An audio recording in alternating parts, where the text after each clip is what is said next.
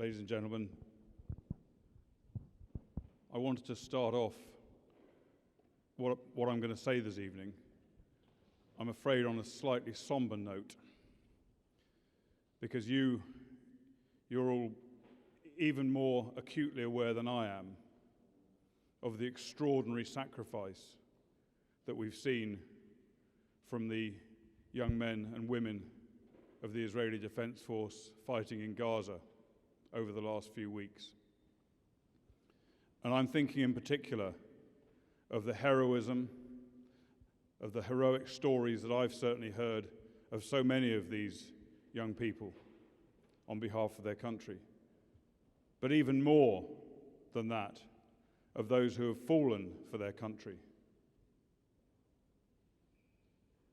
Nobody, not one of us, nobody outside this great synagogue could possibly make as great a contribution to the state of Israel as a soldier who is killed in action fighting for his country. It doesn't matter how brilliant a university professor we are, what a great financial expert we are, what a generous philanthropist, what a successful entrepreneur, what a marvelous high-tech genius we are. Whatever we've done, our contribution has not been as great as a soldier who is killed in action fighting for his country, because he has given everything. Everything.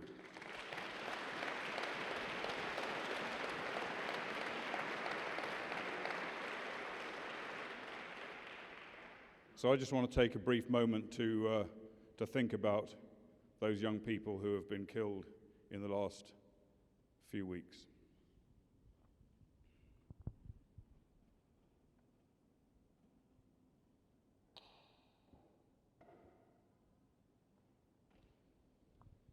Ladies and gentlemen, I want to start off, having been invited into this synagogue, I want to start off just by making sure there are no men sitting on that side. I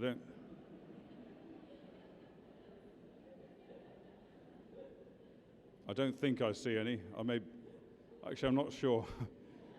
There's certainly someone that I thought was a woman here who's got his hair up above his head, but I think the beard gives away the reality. But the rabbi did ask me to make sure that the seating is as it should be. I want to begin by talking about my favorite subject, which is me.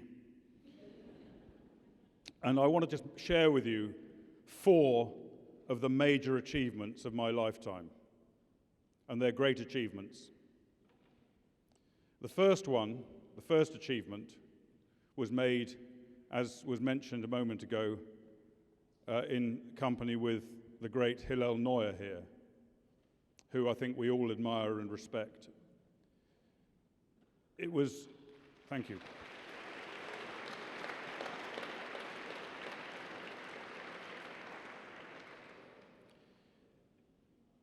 He invited me to speak at the UN Human Rights Council in Geneva, and I spoke, and afterwards I was accosted by a large number of ambassadors from different countries. And one of them, who was quite a short lady from a Muslim country, I believe, an ambassador, she came up to me and started poking me in the chest. Actually, she was poking me in the stomach because she was quite short. But she said, "Colonel Kemp," I'm not going to do the accent, "Colonel Kemp, for the lies that you have told this august body today, your soul will forever burn in hell." And that to me, ladies and gentlemen, was an enormous honor and compliment.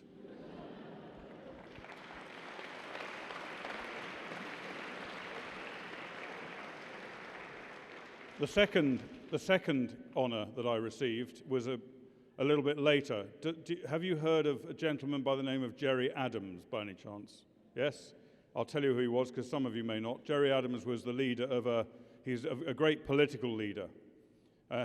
Before he became a great political leader, he was the leader of one of the most brutal, vicious terrorist organizations the world has ever seen, called the Irish Republican Army. And I wrote an article in a newspaper in England in which I pointed out that the British Army, and in particular British intelligence, had defeated the IRA, which made them come to the negotiating table. That's not a popular view. It is fact, but it is not a popular thing to say in England because we have to pretend that we all love each other and that actually they defeated us, probably more the common wisdom. But anyway, I wrote this article, and the next day he wrote an article in the same paper, which was a newspaper, a left-wing newspaper in England that shall remain nameless, called The Guardian. And he wrote an article in that paper which he said, it does not surprise him that the British Army is so useless, incompetent, and bloodthirsty if it's commanded by people like the idiot Colonel Kemp. And again, that was a phenomenal compliment to me. And then more recently, about 6 months ago, I got a knock on the door of my home, and it was a member of the Metropolitan Police Special Branch who told me that they had a document in their possession which had my name on the list of those people that an Al-Qaeda group called Al-Shabaab wished to kill. And again, Al-Shabaab is the group that carried out massacres in Kenya recently in the shopping mall and various other horrific things. And again, if Al-Shabaab wished to kill me, then it means I've been saying and doing the right thing. So again, it was a huge compliment. And most recently, within the last couple of weeks, Hamas have tried to kill me. They've tried many times to kill me. Wherever I go, they fire rockets at me in the hope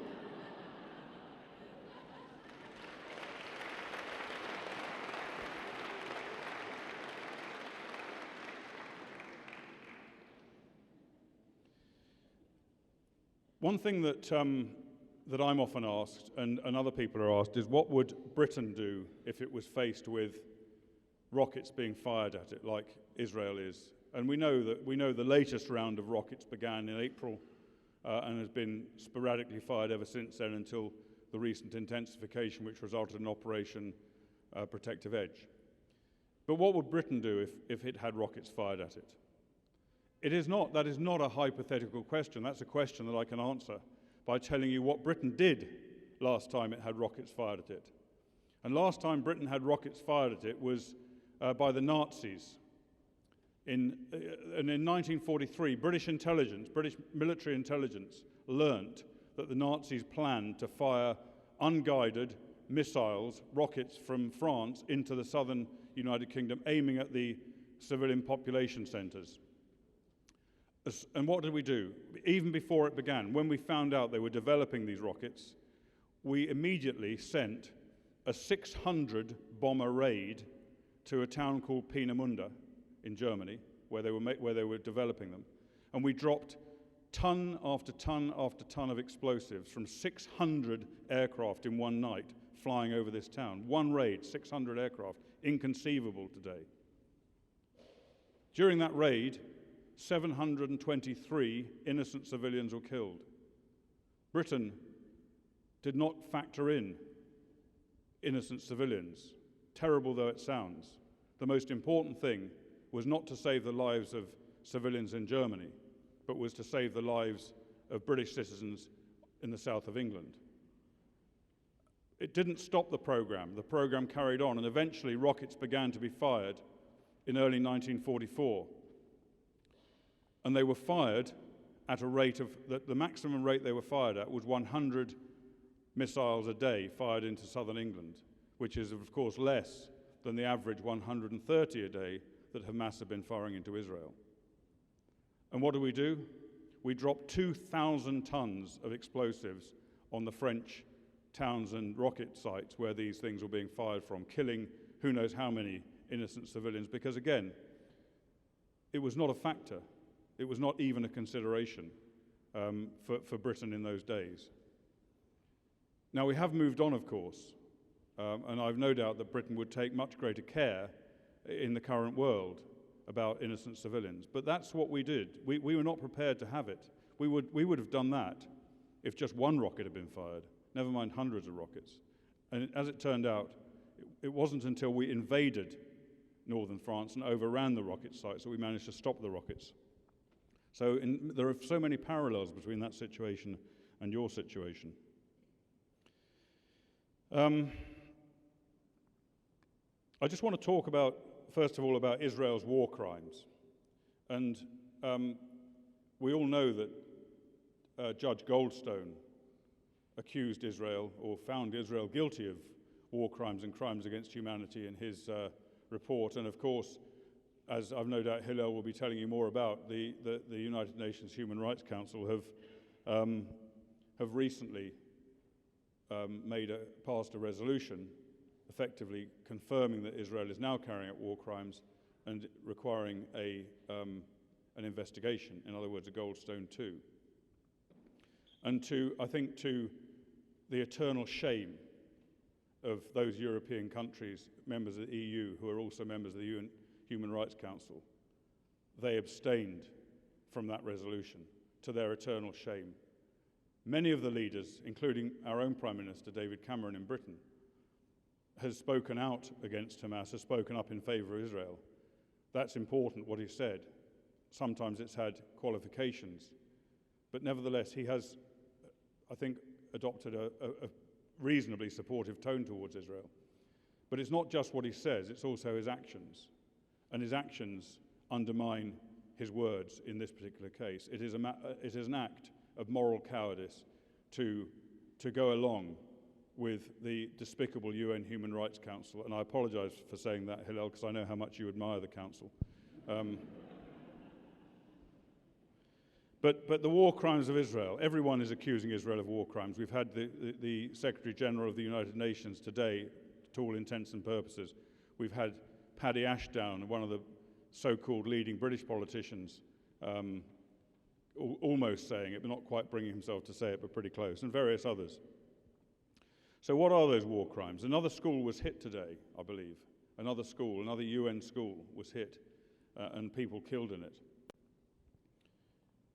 And that the UN Secretary General described as, I forget his words, but it was a criminal, I think he described it as a criminal act. Now, I don't know why that school was hit. I don't know who was killed in that school, and nor does the UN Secretary General. But what I do know is that legally, if the IDF believed that school was being used as a weapons storage location or as a position from which to attack Israel in some way, then school, mosque, hospital, ambulance, whatever it is, that ceases to have its protection under the Geneva Convention and is a legal, lawful military target, which Israel is quite right and should engage, subject to proportionality, which I'm going to mention in a second. Any military target, any target which threatens this country, the IDF, it doesn't just have the right to attack it, it has the obligation to attack it, because the IDF exists to protect the citizens of this country. It is legally obliged to protect the citizens of this country and to attack military targets. Of course, there has to be a distinction made between a legitimate military target and a civil target. Very blurred in this environment, very blurred when you're fighting an enemy that deliberately puts its weapon systems in among the civilian population. But nevertheless, the IDF have to make a judgment, and ultimately their judgment might be questioned and tested, but they're the ones that have to make it. They are entitled to attack a legitimate military target, a target which threatens this country. The major test as to whether you can hit a military target or not involves whether there are civilians in the target zone. The fact that there are civilians in the target zone does not mean you cannot attack it. I've mentioned that already. Under the military law, under Geneva Convention, you are allowed to attack it. There is a test of proportionality. Now, ignorant people in the media, ignorant commentators in human rights groups, in governments around the world, say that proportionality is disproportionate because there are more people being killed in Gaza than are being killed in Israel. They say that is then a disproportionate war, which of course is complete nonsense, because proportionality does not refer to the casualties, the number of casualties on each side. What proportionality means is this: if there is a military target, and I as a commander am going to hit that target, and I know there are civilians in it, I've got to make a calculation. If that target is going to do significant harm to my country or my forces, then I can hit it subject to the harm it's going to do to civilians. So let's say it's a rocket launcher. Let's say it's a rocket site. And let's say there are 5 civilians in the vicinity of it. Now, I don't have to warn them to go. I don't have to drop leaflets on them. I don't have to send texts. I don't have to drop a harmless munition on them. I can just hit them. But that's under the Geneva Convention. I'm allowed to do that. Of course, the IDF goes much further and does all those things that I've mentioned, as you know, as well as I do. But I have to decide, if I don't hit that target, which means those 5 or 10 civilians will still live, what will be the consequence of that rocket being fired? And you might say, well, it's going to fire, it's going to come to Israel, and Iron Dome's going to knock it out of the sky.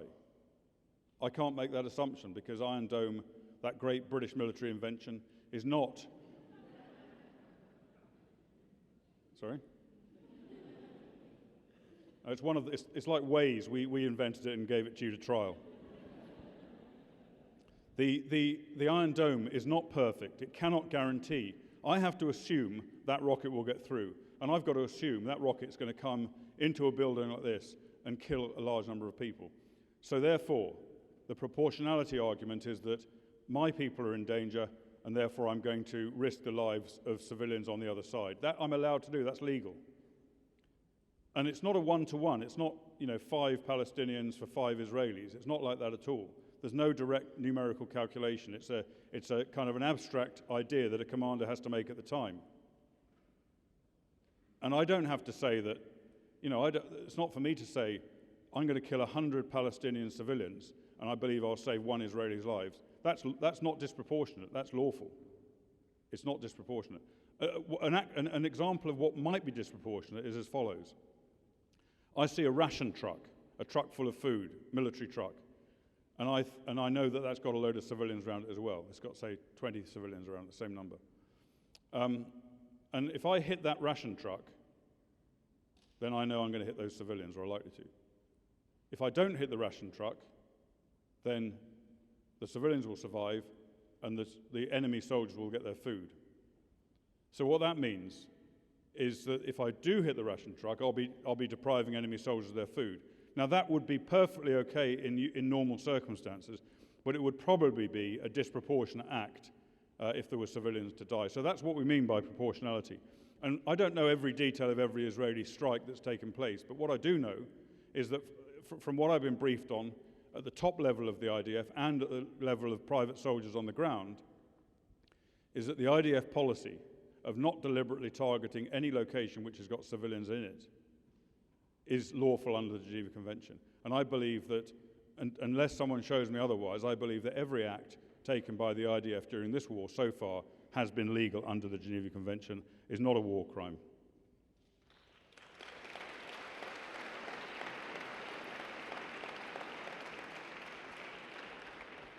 If I hit a target which has got civilians in that I didn't know there were civilians there, that's not a war crime. That is an accident. It's a hazard of war. If I machine gun 4 boys playing on a beach because I think they're enemy soldiers, then that's a terrible, terrible thing. And if I'm the machine gunner, it's probably something I've got to live with for the rest of my life. But it isn't a war crime. It's an accident. It's one of the things that happened during the course of a conflict.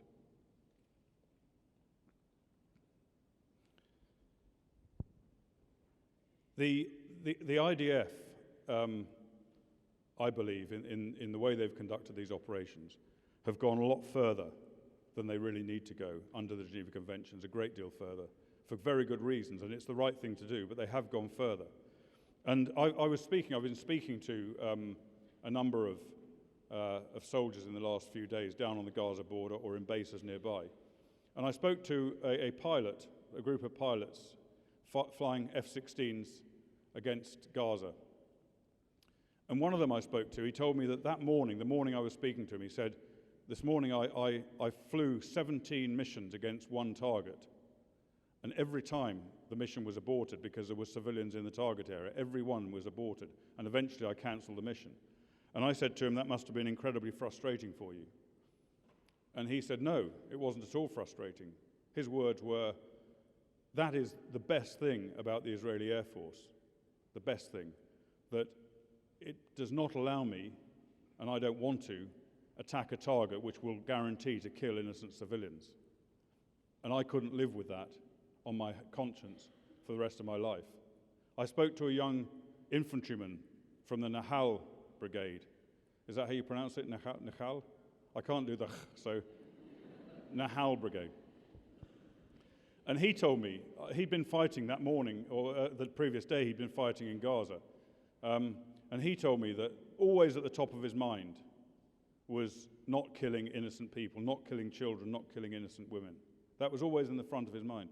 And he said to me, this young soldier, that he would rather die himself than live for the rest of his life with the deaths of innocent civilians on his conscience. Now that kind of morality you don't find in every army. I found it frequently in the IDF, talking to very many soldiers. Many of you have served in the IDF. You understand that. You've got maybe relations or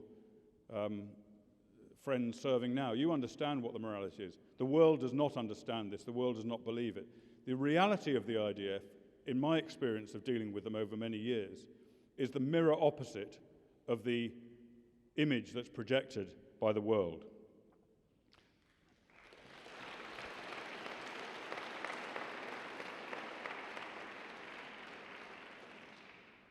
Now let's look at Hamas's war crimes. Indiscriminately firing at civilian population is a war crime. There is no question about that, with the intention of hitting innocent civilians. That was true of the Germans firing their V-1 rockets in 1944. That was a war crime. What Hamas is doing now is a war crime. The fact that they put innocent civilians in the locations they're firing from, that also is a war crime. So every time a rocket's fired when there are civilians there, that's 2 war crimes that are being committed by Hamas.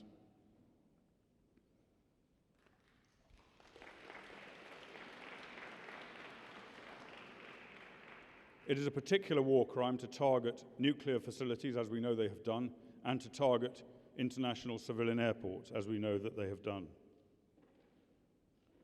It's a war crime to attempt to kidnap innocent civilians, to drug them, to bind them, and to take them back into their own territory, which we know they've planned to do. It's a war crime to tunnel into a foreign country's territory with the intention of attacking inside a civilian community. It's a war crime to use protected locations like mosques, hospitals, ambulances, schools, to store munitions in, or to fire from, or to attack from. All of these are war crimes.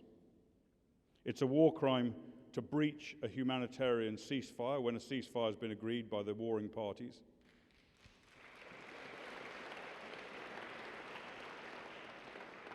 It's a war crime to use child soldiers, and we know that Hamas use children to carry out attacks against the IDF, as indeed do the Taliban in Afghanistan. All of these crimes I've listed aren't for Hamas alone. All of these crimes are used in different ways by the enemy that the British and American forces have been fighting in Afghanistan, the Taliban, and also by the extremists. Have I been talking too long? Someone was whistling at me. Or was that just kind of an applause? I don't know. Anyway, I'll shut up whenever you sort of indicate. I'll shut up. But so these all of these different methods are used by extremists around the world. And in Britain, Some of you are from Britain. I know I've spoken to a couple of you. I can understand what you say. Isn't that strange sort of Israeli accent? Sorry, I'm probably going to get...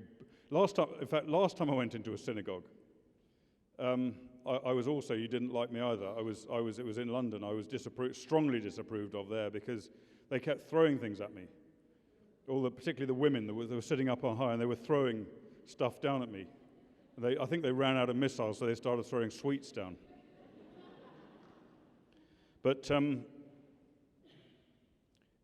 in Britain, the average member of the British population does not approve of Israel, and even less now. And the reason for that, there's a number of reasons for it. But one of the reasons is because they listen to what the BBC says, and to what Sky News says, and to what people like Jon Snow say. And they believe it. They don't. If you say, point Israel out on that map, they wouldn't know where to start. They might look at South America or anywhere. Most of them. But they hate Israel because they're told to, and for other reasons. If you speak to a British soldier, you'll have a different story, because British soldiers know where Israel is. They know who Israel fights. They fought the same enemy. They've used the same tactics. They understand. They sympathize. They support. When I was a young officer, an officer cadet, learning to be a commander, we studied the tactics of the Israeli Defense Forces. We studied what they were doing. We admired them. If you ask a British soldier which armed force, he obviously will tell you that the British Army is the best in the world, which it is, without exception. But he will tell you that he admires 3 other armies in the world. One is the United States, Marine Corps in particular. I've spoken to a Marine earlier on today who's here, and I haven't said that for his benefit, but it's true. And the second is, I never understood this, is the French Foreign Legion. Are there any French people here? Okay, well, I won't insult the French then. They are our natural enemies. And the third is the IDF.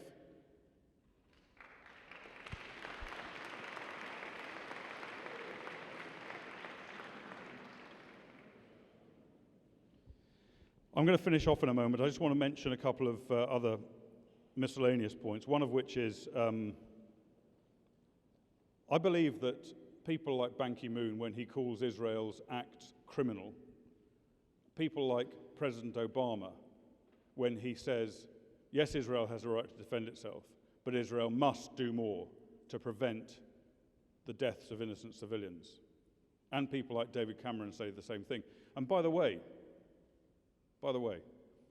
I've heard so many people in so many different places, top level, middle, everyone, say that Israel should do more to protect the lives of innocent civilians. But not one of them ever says what that is. What more should be done? I don't know. I mean, please, if they know, tell us.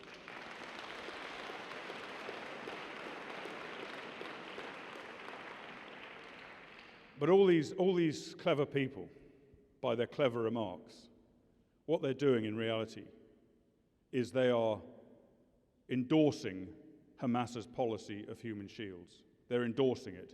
They're encouraging Hamas to use human shields because they're reacting in exactly the way that Hamas want them to react. Hamas use human shields for 2 reasons. One, to protect their weapons, their missiles, their fighters, their headquarters, in the hope that you won't attack it, and that will protect it. But an even greater hope, if they had the choice, they would want you to attack it. They want you to kill their people. Hamas want Israel to kill their civilians. It's inconceivable to most of us, but it is fact. That's what they want. Because they want the propaganda value beamed around the world of dead babies on the slab of an operating theatre, women lying bleeding in the street, boys dead on the beach. That's exactly what they want. Despicable, disgusting, criminal activity, inconceivable to a civilized mind. But that is what they're trying to achieve because they want the opprobrium of the world dumped on Israel. They want Israel pressurized into bowing down and stopping defending their country. That's what they want. And people like David Cameron, Ban Ki-moon, Barack Obama are encouraging that. And it's not just encouraging Hamas. They're encouraging Hezbollah to do the same thing. They're watching what's going on for when they decide to start in the north. They're encouraging extremists everywhere to use human shields. And by that encouragement, and they may not even know they're doing it, by that encouragement, they are going to cause the loss of many, many innocent civilian lives.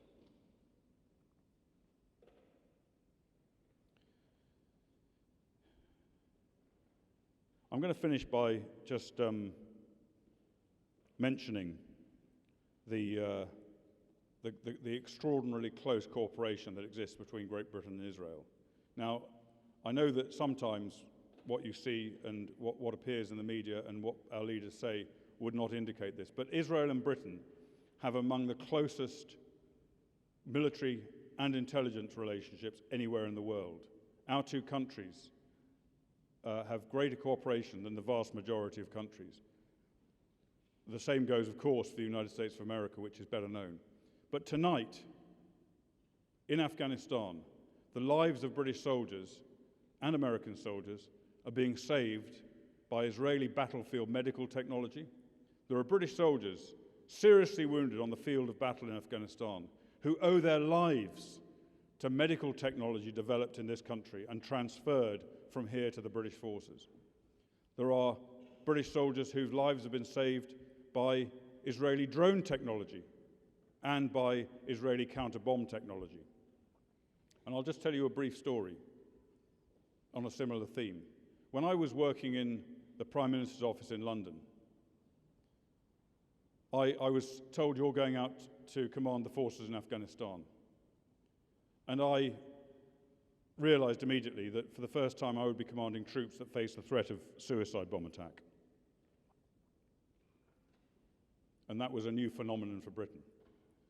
And I was working at that time in the intelligence world, and I said to the head of the station of Mossad in London, could you please ask the defense attaché in your embassy to come and tell me about suicide bomb attacks and how you deal with them?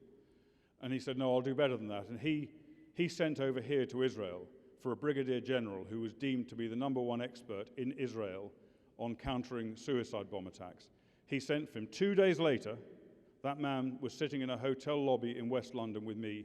He was talking for about 4 hours. I was writing down every word he said. And I turned that into the British Army's policy for dealing with suicide bomb attacks, a policy that remains in force today and a policy that has undoubtedly saved the lives of very many British troops.